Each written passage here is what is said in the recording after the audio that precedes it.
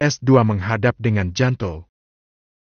Saat bertemu dengan Nayara, Felix memang datang ke rumah Wimala dan disambut dengan kurang ramah oleh mamanya Wimala. Di sore itu, Wimala membicarakan semuanya pada Felix dan Felix tidak lagi menyarankan sebuah aborsi pada Wimala. Felix diam membisu, tapi dia akui kalau dia belum siap untuk bicara pada kedua orang tua Wimala soal kehamilan itu. Felix sangat yakin kalau keduanya akan murka dan mengutuk Felix mengingat Wimala berasal dari keluarga baik-baik dan pendidikannya menjadi terhambat gara-gara kasus perselingkuhan dan perbuatan asusilanya terbongkar. Dan 2 hari kemudian, di saat hari libur, di saat Papa Wimala sedang ada di rumah, Felix kembali datang dan siap untuk menghadap dengan Janto. Dia datang dan tidak membawa aura toksik seperti yang selalu ia tunjukkan selama ini. Felix terlihat serius dan bertekad. Mungkin sikap keras Nayara waktu itu lumayan melunakkan hatinya walau tidak signifikan. Tapi dari sanalah Felix mulai berpikir waras. Di ruang tamu rumah Wimala sedang ada pertemuan yang cukup menegangkan. Wimala ikut duduk bersama mamanya, sementara Felix duduk sendiri tepat berhadapan dengan papanya Wimala. Masih berani ya kamu menampakkan diri kamu di hadapan saya setelah apa yang sudah kamu lakukan pada Wimala? Ucap Restu, papanya Wimala dengan sikap yang sangat dingin dan sinis. Maaf, Om. Maaf kamu sudah basi. Semuanya sudah terjadi dan sudah tidak bisa dikembalikan lagi. Restu benar-benar langsung ngegas sejak awal. Felix melirik ke arah Wimala. Wimala memberi koda agar Felix to the point saja. Wimala sangat tidak setuju dengan aborsi. Oleh sebab itu Wimala lebih rela dinikahi oleh Felix karena hanya Felix yang harus bertanggung jawab atas dirinya dan kehamilannya. Saya tahu kalau permintaan maaf, saya sudah tidak akan mengembalikan apapun. Tapi Om, saat ini Wim sudah. Felix sedikit berat melanjutkan omongannya. Apa? Wim sudah apa? Desak Restu masih dengan intonasi yang tinggi. Wim hamil. Ungkap Felix sambil menguat-nguatkan diri. Seketika Restu terdiam. Tika pun langsung melirik pada Wimala ketika Felix mengatakan soal fakta kehamilan Wimala. Wim hamil anak saya. Dan saya akan bertanggung jawab. Felix menuntaskan maksudnya. Wim? Apa itu benar? Apa benar kamu hamil? Tanya Tika dengan wajah kaget dan kecewa. Iya, Mah. Wimala menjawab dengan suara yang teramat pelan. Ya Tuhan, ujian apa lagi ini? Tika langsung lemas dan hatinya semakin hancur. Maafkan aku, Mah, Pah, maafkan aku.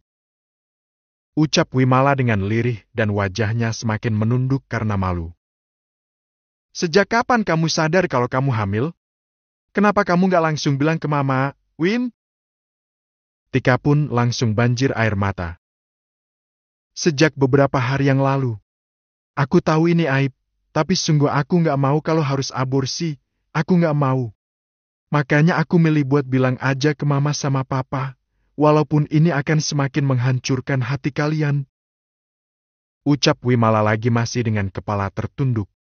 Restu sudah tak mampu berkata-kata lagi. Diam adalah salah satu bentuk kecewa yang sangat dalam, dan itulah yang Restu alami saat ini. Lain Restu, lain dengan Tika. Tika langsung menangis berderai air mata karena kabar kehamilan Wimala seolah menambah ujian berat di dalam kehidupannya. Saya akan bertanggung jawab. Saya akan berubah. Saya akan berusaha menjadi suami yang baik untuk Wimala. Saya bersumpah. Felix mulai bersuara lagi. Omong kosong! Cecar Tika yang kadung benci pada sosok Felix. Jangan gitu, Mah. Please, selain Felix memangnya siapa lagi yang sudi bertanggung jawab atas aku? Protes Wimala yang juga sudah mulai menangis. Dia itu berandal. Dia melakukan ini kepada selain kamu, Wim. Terus Mama maunya gimana? Aku lenyapkan anak itu lalu setelah itu melanjutkan hidup seolah nggak terjadi apa-apa. Gitu, Mah. Wimala meninggikan suaranya sehingga Tika spontan mendaratkan sebuah tamparan di pipinya. Plak! Wimala semakin hancur dan bibirnya terkunci karena tak percaya dengan tamparan sang mama. Situasi benar-benar semakin menegang, sudah semakin tak kondusif. Please, Tante, percayalah, saya akan berubah. Saya akan segera mengatakan ini pada orang tua saya. Secepatnya saya dan keluarga akan datang ke sini untuk menikahi Wimala. Ucap Philips. Saat ini, Felix memiliki satu nilai plus di mata Wimala. Setidaknya Felix Gantel mengakui kesalahannya dan berjanji untuk bertanggung jawab. Wimala pun mulai menaruh harapan pada Felix. Kalau mama malu punya anak seperti aku, ya udah, izinkan aku pergi dari rumah ini. Anggap aku udah nggak ada lagi di kehidupan papa dan mama. Ucap Wimala dengan suara yang berat. Diam kamu, Wimala! Masuk ke kamar! Hardik restu dengan tatap mata yang nyalang sehingga membuat Wimala gentar. Masuk, Wim. Turuti papa kamu. Sisanya biar aku yang ngurus. Kata Felix. Dan kamu, keparat. Enyah dari sini. Usir restu pada Felix. Pak, yang benar saja. Papa menolak niat baik Felix. Dia punya niat baik buat aku. Protes Wimala lagi. Kamu masih urusan papa, Wim. Biar papa aja yang menyelesaikan semuanya. Sahut restu. Maksud papa apa? Papa akan bawa aku pergi ke klinik ilegal, lalu papa akan melenyapkan calon cucu papa sendiri. Kalau berhasil, dan gimana kalau prosedurnya gagal lalu aku juga ikut lenyap? Apa itu yang papa inginkan? Seperti itukah? Wimala benar-benar emosional dan tak segan lagi untuk menentang sang papa. Kamu udah berani bicara seperti itu pada papa? Tantang restu. Aku cuma mau mengambil hakku untuk kembali menjalani hidupku dengan baik. Apa? Apa papa juga mau menampar aku? Silakan tampar aku. Wimala balas menantang dan dia benar-benar di luar kendali. Restu menjadi lemah dan hatinya semakin hancur dengan sikap perlawanan dari Wimala. Ditatapnya anak semata wayangnya itu. Anak yang ia timang-timang dengan penuh kasih dan sayang sejak bayi. Anak gadis yang ia jaga dan ia sekolahkan agar kelak bisa meraih cita-cita dan harapan. Tapi sekarang semua kenangan indah seolah hancur dan sirna karena setitik nila yang Wimala teteskan ke dalam belangga berisi susu. Rusak sudah, dan rusak pula harapan terbesar restu. Wimala, gadis kecilku yang manis, dia sudah tidak ada lagi sekarang. Apa salahku sehingga ia tega berbuat seperti ini? Di mana letak kesalahanku? Batin restu dan setelah itu, ia tak kuasa lagi menatap putrinya lama-lama. Kali ini saja, sekali lagi saja, Pah. Tolong berikan aku restu, lalu setelah itu, nikahkan aku dengan Felix dan setelah itu, tanggung jawab papa ke aku sudah berpindah tangan pada Felix. Papa udah nggak usah mencemaskan aku lagi. Aku mohon, aku juga masih ingin melanjutkan hidup dan aku rasa ini adalah jalan satu-satunya. Pinta Wimala dan suaranya mulai melemah. Felix menyaksikan prahara itu di depan mata dan ia pun sadar kalau ini semua terjadi karena ulah bejatnya. Please, Pah. Wimala terus memohon. Saya terima nikahnya Wimala Putri Atmaja binti Restu Atmaja dengan mas kawin tersebut dibayar tunai. Sah, para saksi. Sah. Sah. Wimala menggenggam tangan Nayara erat-erat yang setia mendampingi sejak semalam sampai di pagi harinya ketika ia menjalani prosesi akad dengan Felix. S2 pernikahan tanpa sukacita. Malam itu, di kediaman Wimala, hanya ada segelintir orang dari pihak keluarga kedua mempelai dan juga Nayara. Tanpa pesta, tanpa acara meriah, tanpa sukacita. Wimala resmi diperistri oleh pria brengsek yang telah menghancurkan masa depannya. Tapi, Kini pria brengsek itu sudah resmi menjadi suami yang akan berusaha memperbaiki semuanya, walaupun sudah pasti tak akan mungkin bisa diperbaiki lagi secara utuh. Selesai acara, keluarga Felix pulang. Sementara Nayara tertahan dan tidak bisa langsung pulang karena Wimala masih ingin ditemani beberapa saat lagi. Di dalam kamar pengantin, Wimala masih memegang erat tangan Nayara, sementara Felix duduk di dekat jendela sambil merenung. Mungkin baru kali ini Nayara menyaksikan pernikahan yang tidak disertai dengan kebahagiaan. Tapi di dalam hati Nayara berharap kalau Wimala dan Felix akan mampu mengarungi lautan kehidupan dengan bahtera mereka yang baru akan mulai berlayar. Aku harus pulang, Wim. Jani udah ngecat terus dari tadi.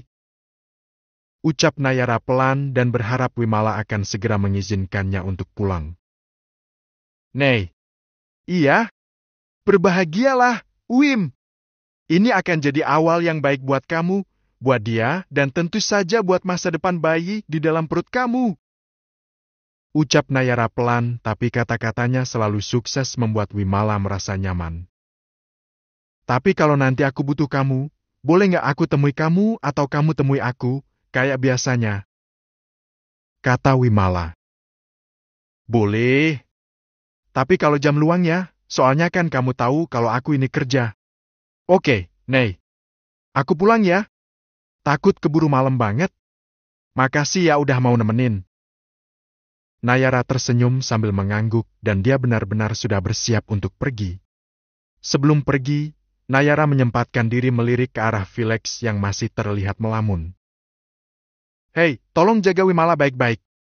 Sayangi dia, perlakukan dia seperti seorang ratu. Ujar Nayara sehingga membuat Felix menoleh. I will try to be the best. Sahut Felix. Wimala baru bisa tersenyum lagi. Jawaban Felix memang tidak bisa dipegang kesungguhannya. Tapi Wimala berharap kalau itu adalah sebuah niat yang akan terlaksana dengan baik. Baguslah. Terima kasih banyak. Aku benar-benar senang dengan situasi ini. Aku sangat yakin kalau ini adalah awal dari kebahagiaan yang akan kalian arungi bersama-sama. Sekali lagi, selamat ya buat pernikahan kalian. Selamat berbahagia. Nayara melirik ke arah Wimala, lalu melirik ke arah Felix lagi. Ucapan selamat dari Nayara begitu tulus dari hati sehingga baik Wimala maupun Felix sama-sama bisa merasakannya. Thanks, Nei. Felix menyahut. Makasih banyak, Nei. Amiin. Kemudian sahut Wimala. Nayara mengangguk sambil tersenyum pada Wimala. Setelah itu dia melambaikan tangan dan melangkah pulang keluar kamar, meninggalkan kedua pengantin yang terlihat belum yakin dengan apa yang baru saja mereka putuskan. Sementara ini, izinkan aku tetap tinggal di rumah ini. Seenggaknya sampai anak ini lahir karena aku benar-benar butuh dimanja. Aku cuma berani manjanya ke mamaku aja. Ucap Wimala masih duduk di tempat yang sama. Oke. Senyamannya kamu aja. Aku akan membagi uang jajanku buat jajan kamu juga. Anggap aja itu sebagai nafkah. Kata Felix. Perkataannya malah membuat Wimala terkekeh. Wimala merasa geli mendengar apa yang baru saja dikatakan oleh suaminya. Di, kok malah ngetawain? Protes Felix. Konsepnya nggak kayak gitu, Felix. Uang nafkah itu kayaknya harus berasal dari penghasilan kamu. Bukan dari uang jatah kamu dari orang tua kamu. Jelas Wimala. Sama aja, yang penting aku kasih uang ke kamu. Hah? Serah kamu aja deh. Besok aku kuliah, pulang kuliah aku akan belikan kamu jajanan yang banyak. Jajanan yang kamu lagi idam-idamkan. Kirim aja listnya via chat. Kata Felix lagi lalu melonggarkan dasinya karena mulai merasa tak nyaman lama-lama memakai dasi. Wimala nomor komen. Tapi Wimala berharap kalau itu adalah awal yang baik walaupun belum ada keyakinan penuh di dalam hatinya. Badanku pegal-pegal, boleh rebahan di sana nggak? Tanya Felix meminta izin pada Wimala. Boleh, tapi jangan dekat-dekat dulu. Jawab Wimala. Kenapa? Aku ini udah jadi suami kamu loh. Goda Felix. Nggak pokoknya. Jangan tanya kenapa. Iyalah. Felix menghampiri Wimala lalu berbaring santai di atas hamparan ranjang Wimala. Mulai sekarang Wimala harus berbagi ranjang dengan Felix. Walaupun dulu mereka pernah saling bertukar peluh dan menggetarkan ranjang hotel bersama-sama, tapi setelah semua yang telah terjadi, mereka mulai kembali merasakan ada jarak canggung di antara mereka. Tak masalah lagi bagi Wimala. Semua sudah terjadi dan awal sudah didapat kembali. Wimala hanya bisa berharap dan berdoa kalau Felix akan berubah menjadi lebih baik lagi. Mereka udah sah, aku cuma bisa berharap kalau ini memang yang terbaik buat mereka. Tolong kamu juga doakan yang terbaik buat mereka ya. Nayara menceritakan semua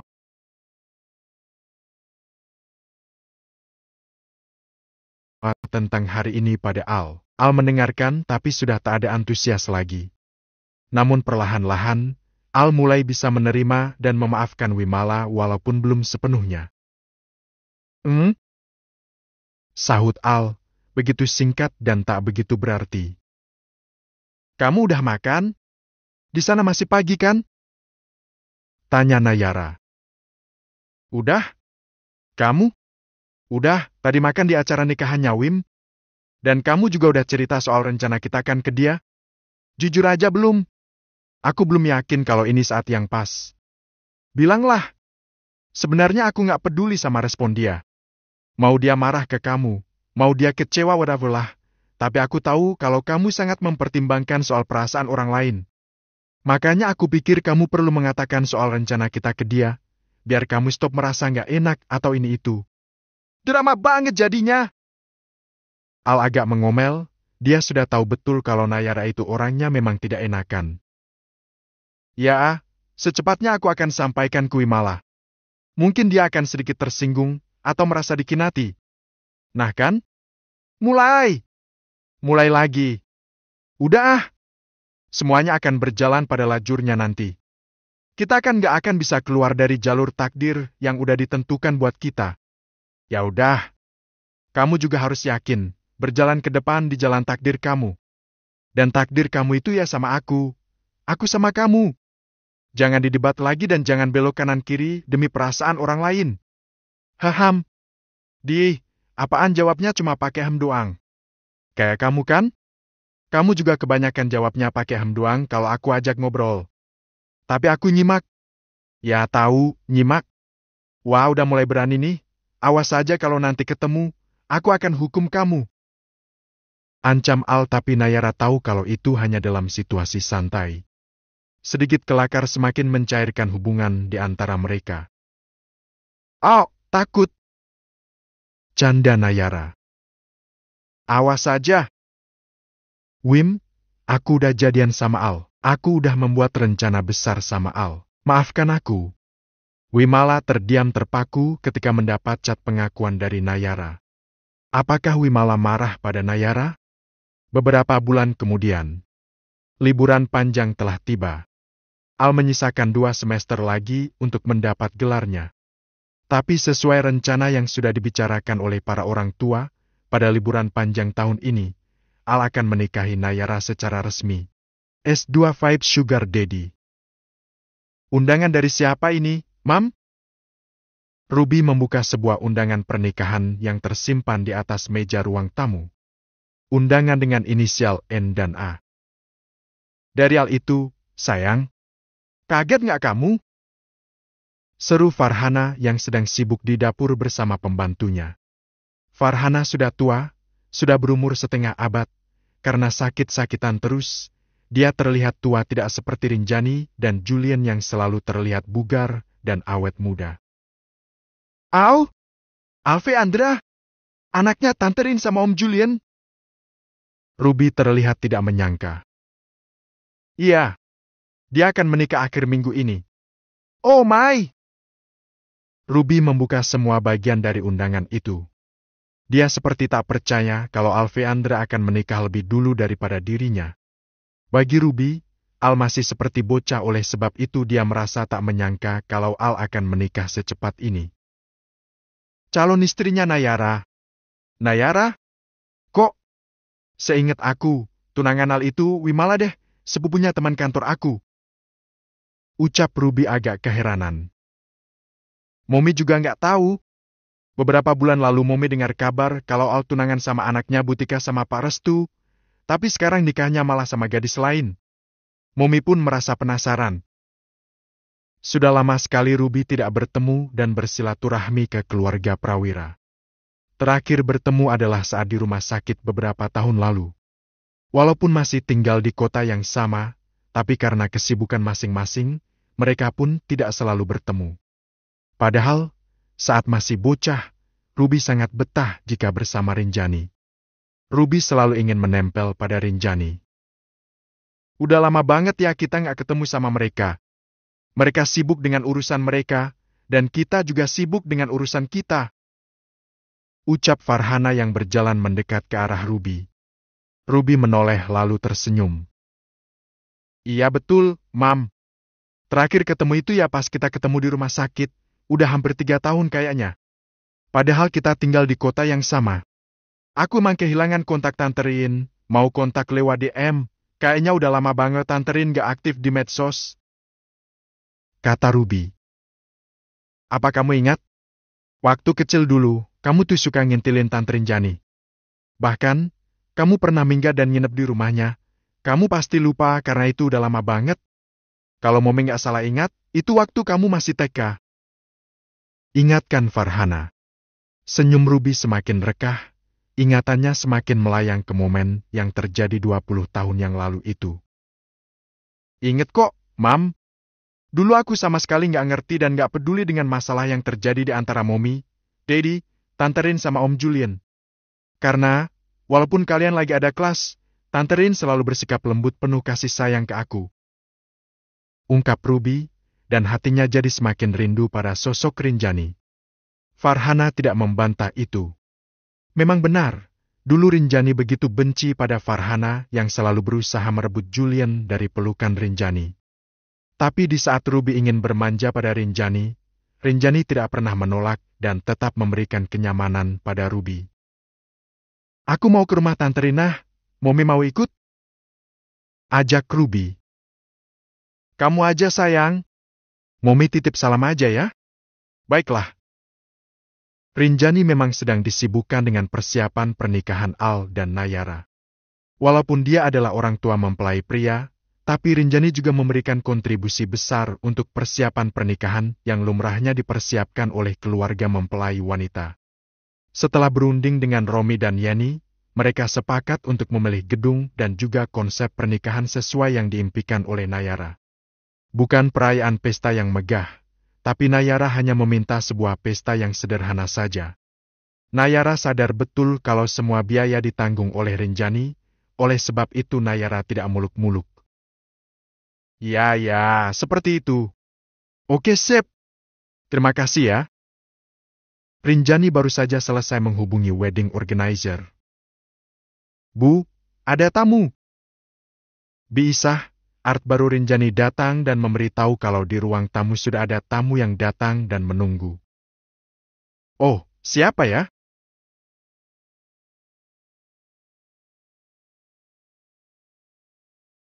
Saya lupa tanya, tapi orangnya masih muda dan saya baru pertama kali ini lihat, Bu. Oh, ya udah. Makasih ya, Bi, saya akan segera ke sana. Baik, Bu. Rinjani meninggalkan ruang kerjanya dan segera bersiap untuk menemui tamunya. Rinjani harus berjalan cukup jauh menuju ke lantai dasar rumahnya karena ruang tamu memang berada di sana.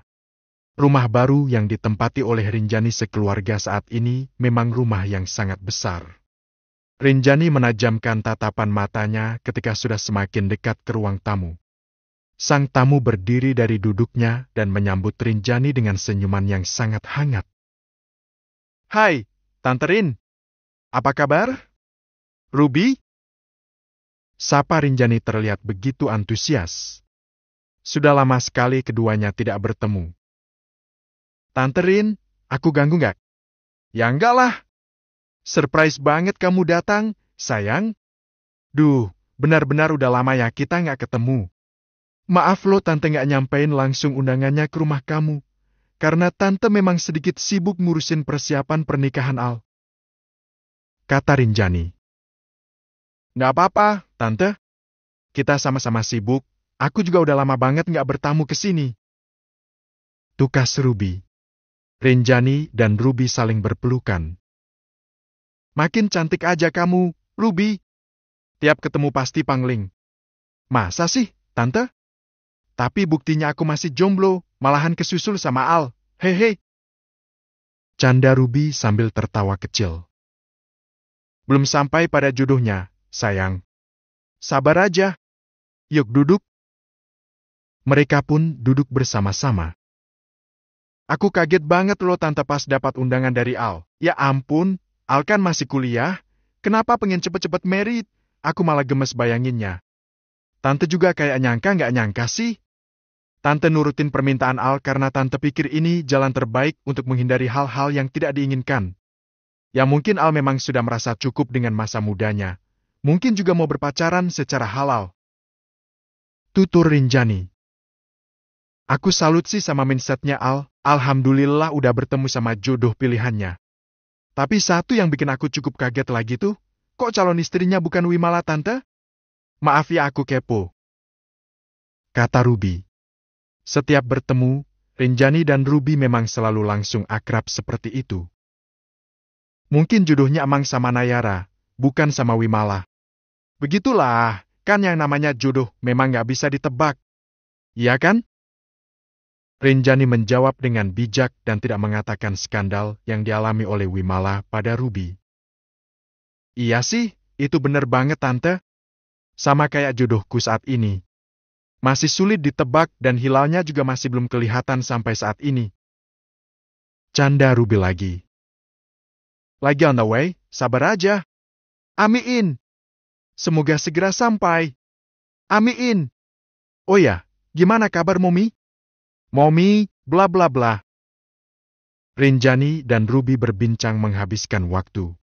Rinjani yang memang awet muda, seperti sedang berbincang dengan teman, tidak tampak di antara mereka jarak usia yang sangat jauh. Sampai mereka tak sadar kalau hari sudah semakin sore dan Julian sudah pulang dari kantor. Ruby malah salpok dengan Julian yang sudah sangat lama tidak bertemu bertatap muka dengan dirinya. Ini Ruby, Mas. Masa kamu lupa? Perkenalkan Rinjani karena Julian memang tidak terlalu mengingat soal Ruby dan Farhana. Oh, maaf ya saya lupa soalnya terakhir ketemu pas kamu masih sekolah kalau tidak salah. Iya betul, Om. Setiap main ke sini, Om memang selalu sibuk. Udah lama banget ya nggak ketemu. Ruby berusaha akrab pada Julian. Julian merespon seperlunya seperti ia merespon pada teman anak-anaknya. Tapi Ruby, gila ah. Udah lama nggak ketemu, kenapa Om Julian malah semakin hot? Vibe sugar daddy banget nih, batin Ruby dengan pikiran liar yang tiba-tiba menguasai otaknya.